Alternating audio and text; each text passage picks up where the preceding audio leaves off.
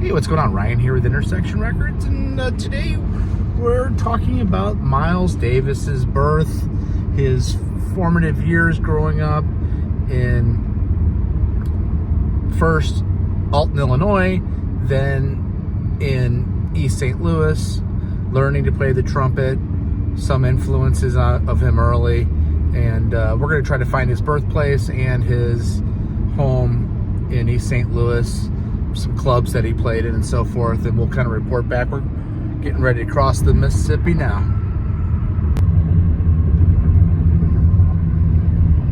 Crossing into Illinois.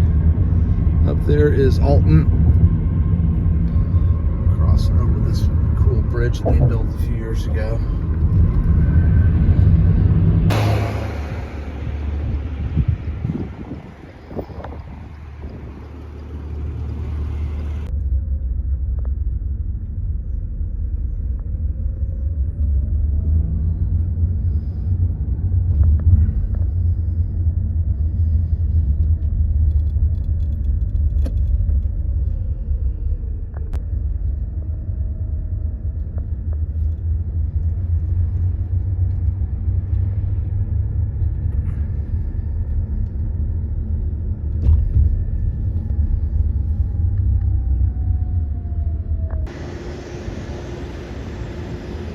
Piasa Indian had this mythological creature that was part like deer, see the face in there I think, part eagle, and they believed it roamed these areas.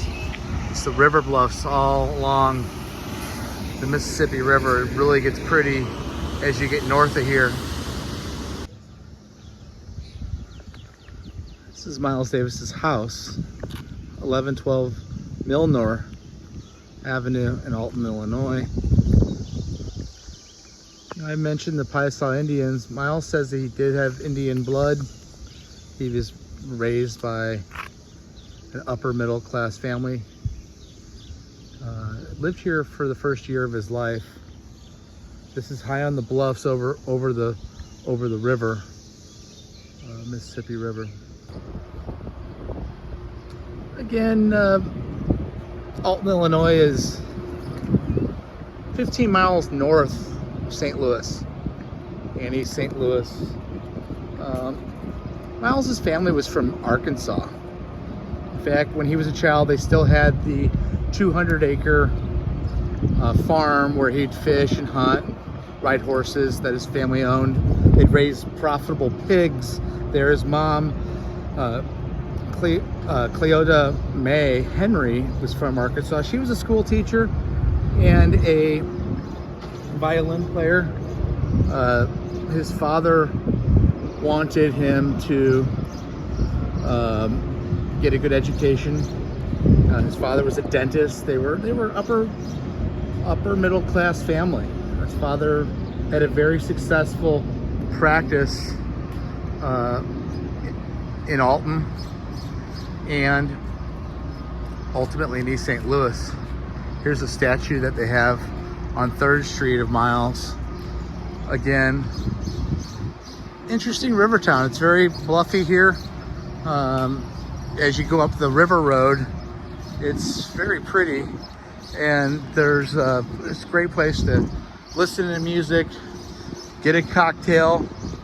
We're gonna go downriver to East St. Louis and check out his home where he went to school, and we'll catch you back up with you in East St. Louis. The streets of East St. Louis, Illinois. So Miles Dewey Davis III was born in Alton, Illinois on May 26th, 1926.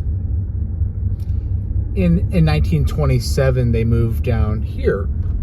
Miles attended East St. Louis Lincoln High School. He had an older sister. And then in 1929, when he was 2, he had a brother, Vernon.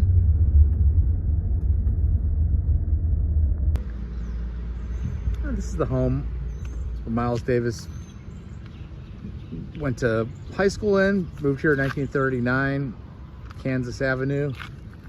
And he was a good student, excelled in math, music, sports, got his first trumpet in 1935 at the age of 9 from John Eubanks, his father's buddy. And he really says the greatest influence of his life was a guy named Elwood Buchanan, who was a music teacher and also a patient of his father, who was a dentist.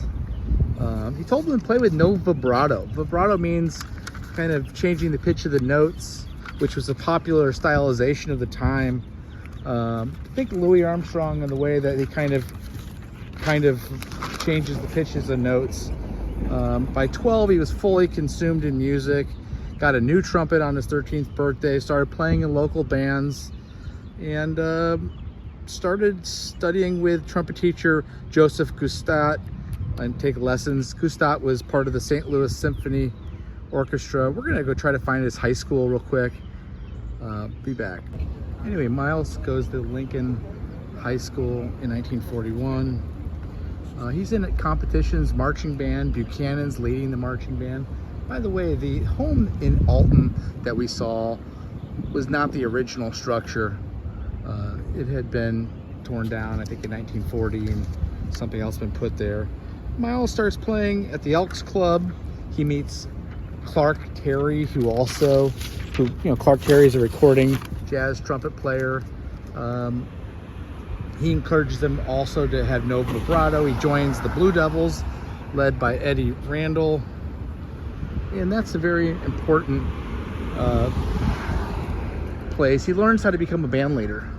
You can see the arch over here. So this is East St. Louis, is literally right across the river from St. Louis. We're gonna meet back up over in St. Louis. You can kind of imagine some of these old buildings being clubs. The house we just saw in here on Kansas Avenue wasn't exactly where they first moved. Miles's father again was a dentist, and he had an office with a residence in it where they lived from the 1927 in through the 30s. Miles's father was, during the Depression, really had to double down and work overtime to keep the family going. You know, it was his job to do that. He worked 6 days a week, and it was really important to be a provider. St. Louis is a big blues town. Of course, we just talked about Clark Terry.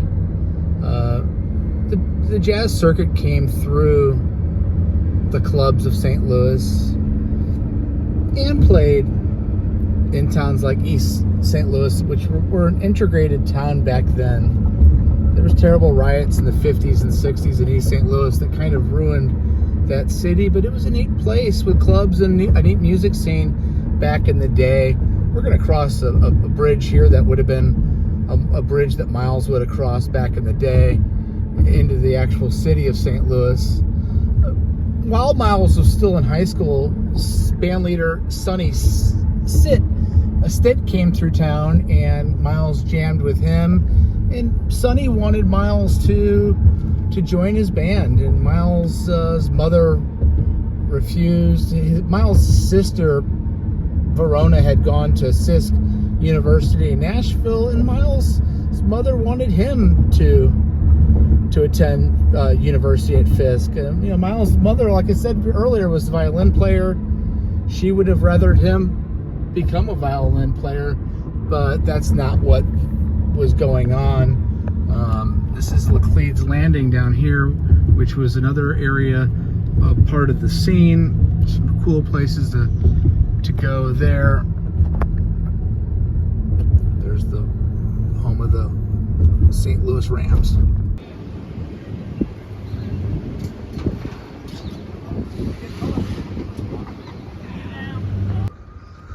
So So this is the area of town where the Club Riviera would have been in St. Louis. It's not far from what was called Gaslight Square, which in the 40s and 50s and 60s was a neat area. There was jazz clubs. Miles recorded an album 55 from the Peacock Alley. Club Riviera is where one night when Miles was still in high school, Charlie Parker's band was in town with Dizzy Gillespie on trumpet, Art Blakey on drums, and a guy named Buddy Anderson. Buddy Anderson was sick.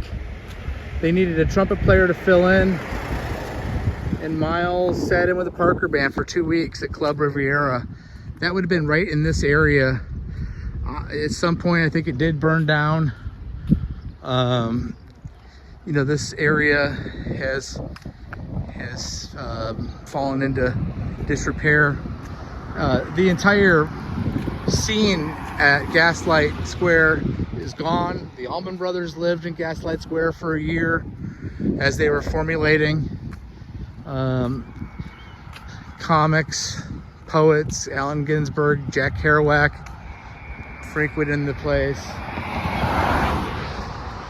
When Miles sits in with Dizzy Gillespie and Charlie Parker, it changes his life. Again, Miles knows what his career path is now. Miles is going to go to New York. Again, he doesn't want to further his education in dentistry like his father would like him to do, or becoming a lawyer or a doctor. He wants to be a musician, and talks his dad into sending him to Juilliard, which is the premier music school in the country in New York City. And he does attend Juilliard in 1944, but as we know, and his history has suggested, his stint there is really to find Charlie Parker's band on 52nd Street, and become the legend that he ends up becoming. Thanks for watching my show. We're gonna review, what should we review next week? Why don't we just go ahead and review Kinda Blue next week on Monday with Miles Davis. I want to thank all the subscribers. We're now over 1,000, and we do shows every single day. Peace out. See ya.